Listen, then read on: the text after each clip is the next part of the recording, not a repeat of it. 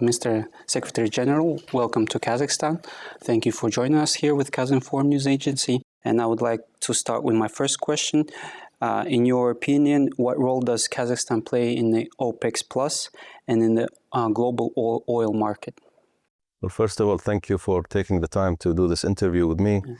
It's a great pleasure to me back in Kazakhstan. It's not my first time. Yes. And although it's my first time to speak at the Kazakhstan Energy Week, so I'm really happy to be invited to have the stage today with His Excellency the Prime Minister and His Excellency the Minister of Energy. Of course, to your question, Kazakhstan is a prominent energy player globally.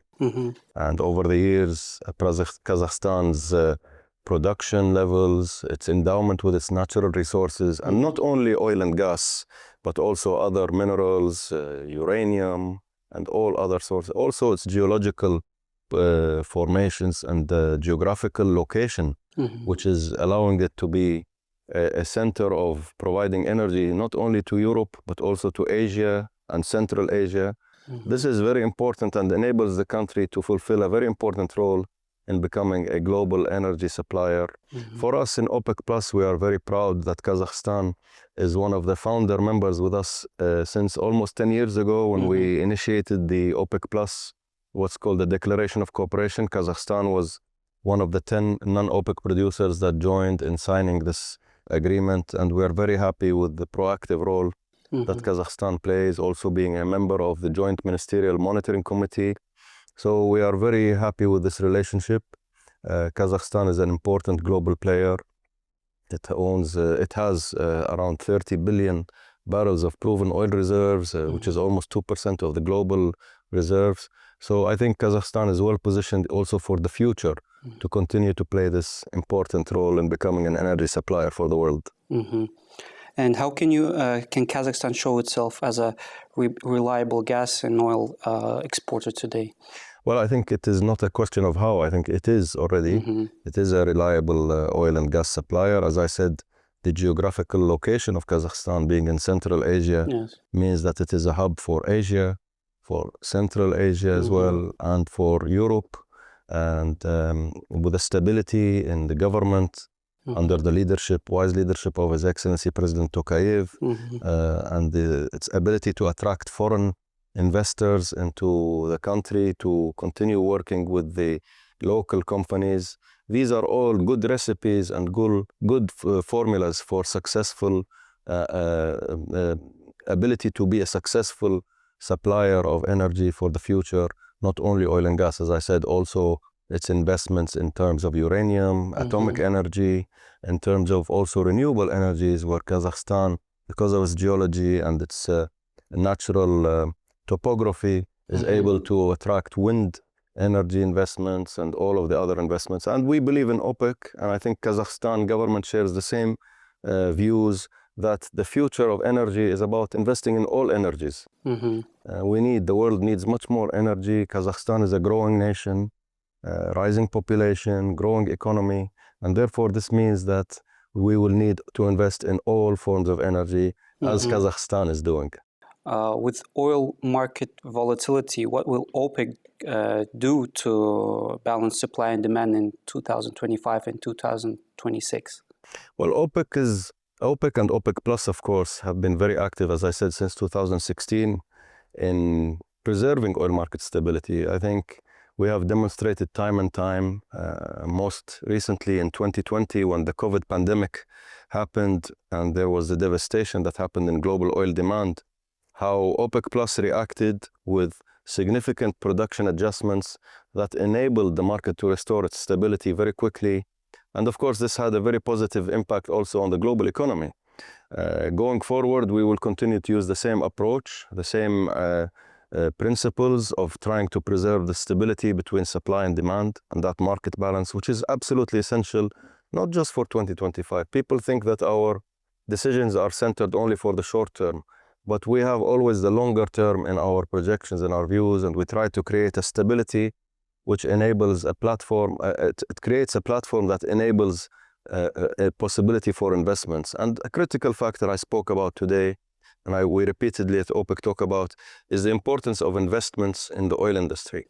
And although we have seen in previous years many people calling to stop investing in new oil and new gas production, we believe this is totally wrong, and it's dangerous actually, and endangers energy security.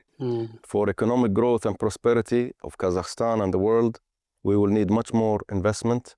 We will need investment to keep the production levels that the world has today at the stable levels, but also to cater for the future demand. In OPEC, our projections are that the global oil demand will reach 123 million barrels a day by 2050. 2050 is not far away, actually, if you look at it, because the oil and gas industry, when you decide to invest, you need a few years, several years from the time you invest until the time you actually get the production. And we have natural decline, depletion rates of 5-6% per year. So it means that we have to invest today, not only for keeping the production at today's levels, but also to be prepared for the future. Okay. And in your opinion, is OPEC open to adding new members, including countries from Central Asia or the Caspian region? Well, OPEC is very open. We have an open door policy. We have a clear mandate in our statute, a regulation to welcome new members that are substantial net exporters of oil and share the same objectives and values as the members. And there's an exact methodology of how new members can become members. Of course, we welcome, whether it's Central Asia or not, any part of the world, countries with a similar ideals and objectives as OPEC. OPEC has an open door always, and we welcome not only producers, but also we have dialogue with many consumers around the world, India, China, the European Union. So OPEC is very open to discuss everything and anything, actually. What should developing countries like Kazakhstan do for a fair and realistic energy transition? That's a great question, and I think people use the terms fair and realistic energy transition, and they use the term energy transition. But in reality, we should ask ourselves a question. When we talk about the world talking about energy transition, what does the transition really mean? For some people, unfortunately, in the past years, they were talking about energy transition, meaning that we have to abandon oil and gas. Yes. But when we look at history, energy history, actually, transition has been about adding sources of energy, not subtracting or taking away. So let me ask you a question. For example, does the world still use wood for energy? Yes. Did the world abandon coal? No. Coal continues to rise. Consumption continues to rise year on year. And so does oil, and so does gas. And in the future, we will have renewables also rising, although it's from a small starting point. So every country should have its own pathway. Kazakhstan has its own pathway for energy transition. My country, Kuwait, and every country around the world. And this is why it's important to, when we talk about just and fair energy transitions, is that we should focus on the core principles in the UNFCCC, which is the principle of common but differentiated responsibilities and respective capabilities. This is something that OPEC strongly advocates for. We keep insisting on this point in climate negotiations, climate discussions.